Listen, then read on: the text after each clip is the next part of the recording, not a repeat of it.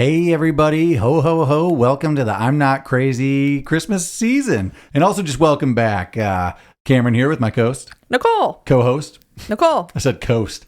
Nicole. We've been busy. We just moved. We're getting settled in. So what's that mean? A lot of bullshit. Well, more episodes of I'm Not Crazy. That's what I was saying. But sure, that works too. So to keep it in the holiday spirits, and because Cult Classics just did the movie Krampus, I'm going to talk about Krampus. What do you know of Krampus? Takes place around Christmas time. It seems like it's a German thing. Yeah. Right? In some other countries. I don't know, kills kids. Did you really hear about Krampus much before, like the last few years in the Krampus movie that came out with Adam Scott? I did not know anything about Krampus prior to the movie Krampus. Yeah, I don't think I did either, but now I feel like it's really exploded on cultural popularity again. So let's break it down. Krampus is a horned anthropomorphic figure in the Central Eastern Alpine folklore of Europe. During the Advent season, he scares children who have misbehaved.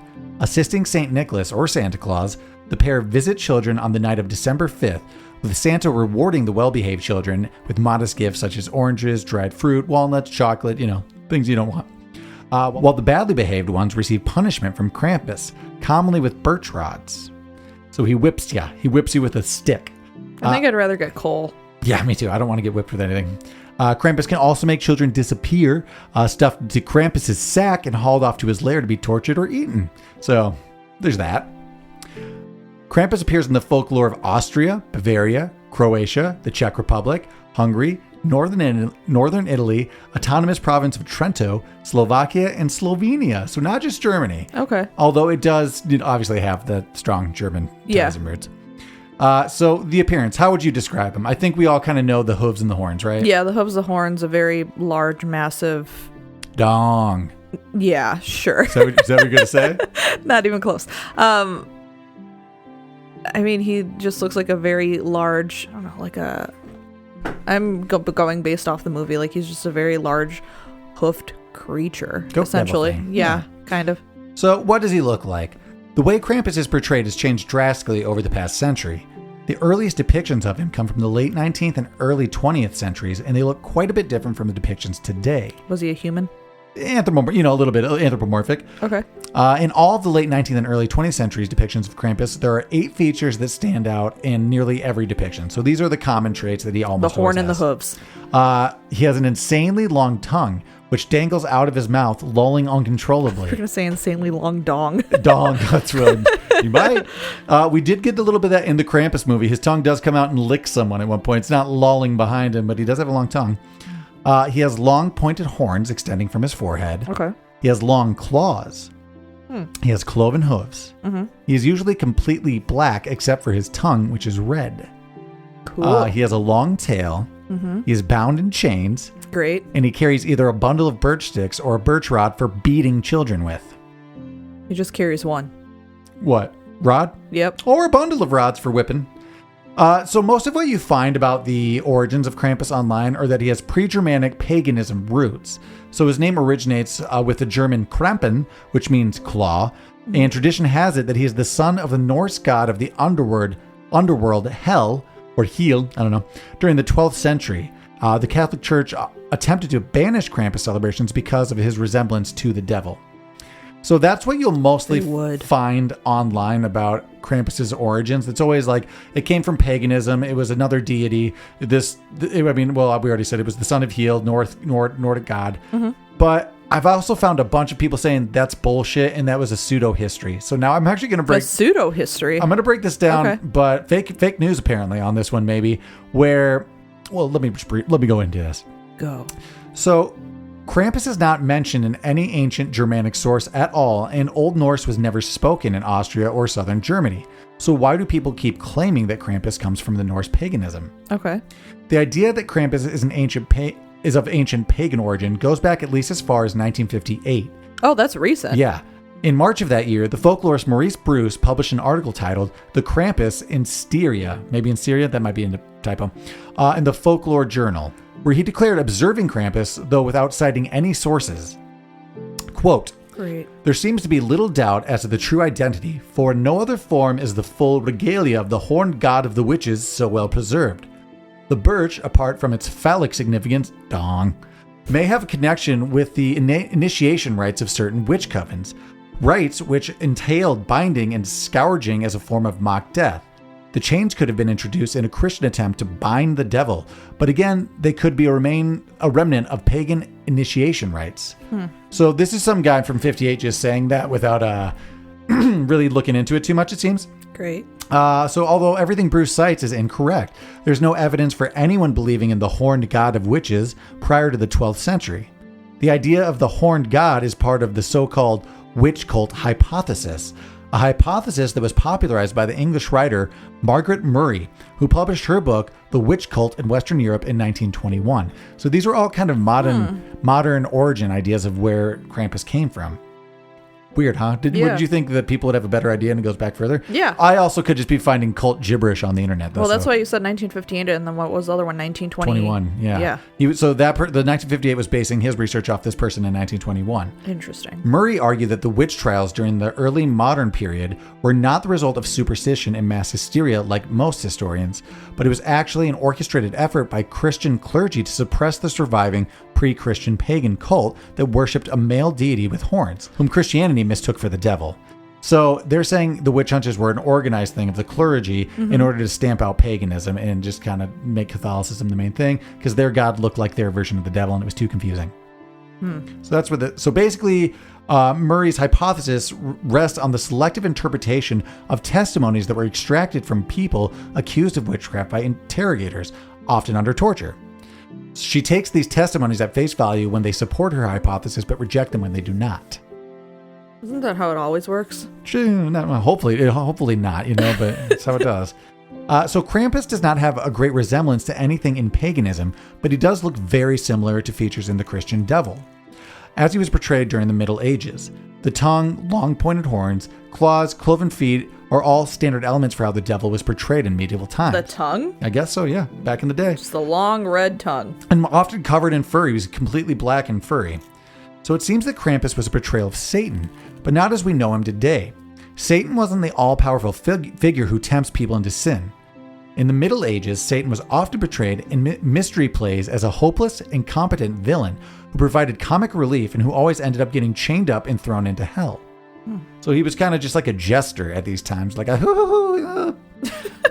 not even too far off here, because the actor playing Satan probably would have been dressed in animal skin, wearing a hideous mask with horns, and comically overacting, perhaps even talking in a funny voice. Like I did. So you would be a good one. I'd be a great Satan. Saint Nicholas sometimes appeared in late medieval German mystery plays as well, alongside a chained devil. So this is possibly where... So they just skip hand in hand, basically. It seems like maybe this is more the beginning instead of paganism, where it's just old Germanic Christian mystery plays that would often have the devil accompanying Saint Nick. And here's why. We'll get into that. So in medieval legend, saints and devils appear alongside each other all the time. There are dozens of famous legends in which the devil, or one of his demons, appears to a famous saint to test him, but the saint defeats the devil and thereby gains mastery over him. So are they expecting Santa to defeat Krampus? He's a saint. So Saint Nicholas in particular is closely associated with demons because he was a known exorcist. No. That's what I'm finding here. The earliest surviving account of St. Nicholas's life is the Life of St. Nicholas of Myra, written at some point between 814 and 842 AD. That sounds made up. That's what I'm finding on the interwebs. In this writing, there are multiple legends about St. Nicholas defeating and driving out demons. In this, St. Nicholas exorcises the demons that haunted the Temple of Artemis. Throughout the rest of the work, the demons banished by St. Nicholas are described as continually trying to cause harm to him and hinder his work to spread the gospel. Near the end of the work, Nicholas is hailed as the most active banisher of demons. They make St. Nicholas sound really cool. He's a badass. Really cool. Yeah, he's cool. He banishes demons. They don't teach this in Christian school. Nope. Don't know that at all. Yep. Nope, so not along in with Krampus, school. there is another character that either sometimes accompanies him, or is just in place of him. His name is Black Pete. What? So in the Netherlands, St. Nicholas is usually accompanied by a character known as Zwart Piet, which means Black Pete in Why? Dutch. He is traditionally described as a black-skinned Moor from Spain. In the early 20th century, Zwart Piet was portrayed as a diabolical, menacing figure like Krampus, whose job was to punish naughty children. But over the course of the 20th century, he became a more or less benevolent figure. There's more. Don't worry. Zwart Piet is a controversial figure today. Yeah. Because he's traditionally portrayed by a white person wearing blackface, a curly wig, red lipstick, and an earring.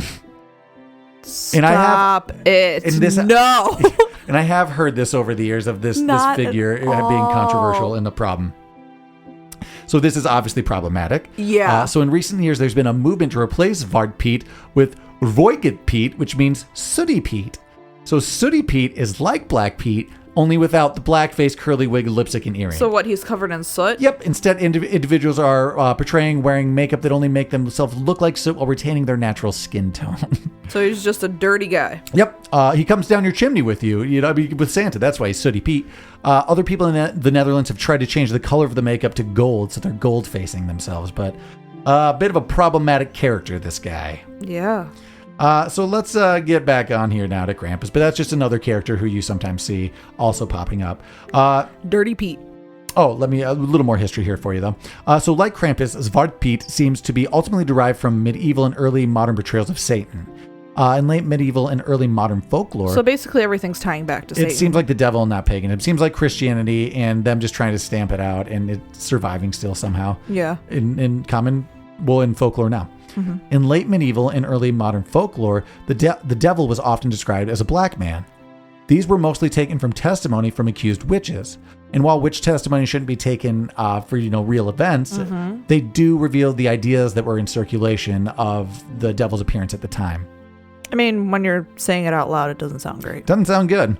So in conclusion, it seems that Krampus is a holdover from medieval Christianity portrayals of the devil and likely not anything to do with paganism. It's just actually kind of some bad history from the 20s and 50s that have just kept up. Mm-hmm. So, traditions and festivals. What do we do to celebrate Krampus? We put children in sacks and beat them with birch rods. Yep. On Krampenschnacht, the Krampus night, the Feast of St. Nicholas is celebrated in parts of Europe on the 6th of December. So on the preceding evening of the 5th of December, Krampusnacht or Krampus night are where wicked hairy devils appear in the street, sometimes accompanying St. Nicholas. Sorry. That's what they do. Wicked hairy devils. St. Nicholas, sometimes accompanying St. Nicholas and sometimes on his own, Krampus visits homes and businesses. The saint usually appears in the Eastern Rite vestments of a bishop, and he carries a golden ceremonial staff. Is he exorcising things? No, that's for Santa, not for Krampus. But he's St. Nicholas. He's the devil. Unlike cool. North American versions of Santa Claus, he has that staff that I described. In these celebrations, St. Nicholas concerns himself only with good children, while Krampus is responsible for the bad. He doesn't even fuck with the bad ones. Have you heard of Krampus runs?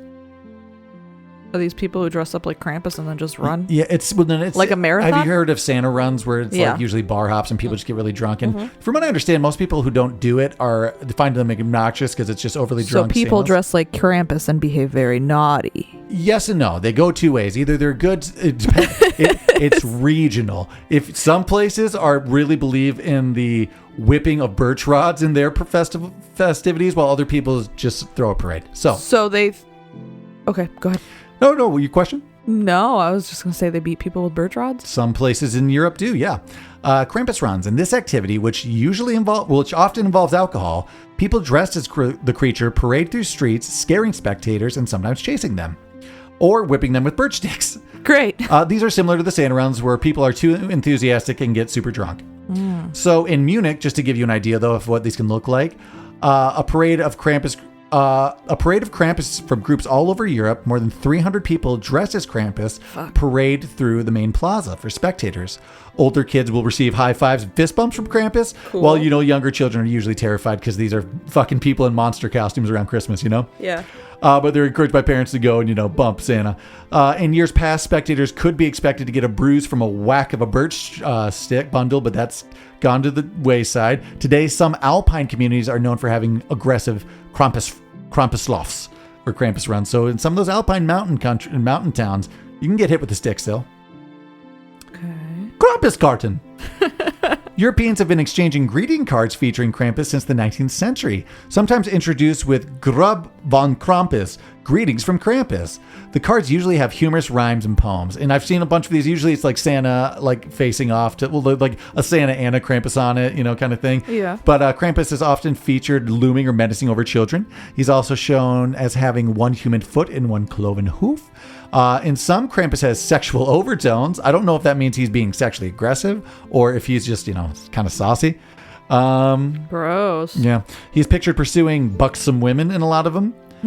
Over time, the representation of Krampus cards has changed. Older versions are more frightening, while modern ones are kind of cuter and tongue-in-cheek and saucy cards. But those are still a thing. So that is a brief history of Krampus. Wow. What's the date? We missed Krampusnacht and we missed the Krampus run. You missed it all. But, because of the podcast this year, because of the movie Krampus, go over and check out Cult Classics and watch the movie if you're interested in more. But I wanted to do a deep dive and learn more about Krampus. If we ever have kids, I'm telling them about Krampus. Yeah, they're going to behave or they're going to get whipped with a stick. With a birch rod. I didn't think... I guess you could sexualize anything. I was surprised that they sexualized Krampus, to be quite honest. I mean, he has a seductive tongue, and that is, watch the movie Krampus. He gets that tongue in action, too. Whatever you're into, not my thing. Well, we're going to try to have another couple festive holiday episodes here for you, but we're going to get back to regular recording now that we're all settled in. So, thank God. Don't worry, you're not crazy. We believe you. I'm crazy. Bye.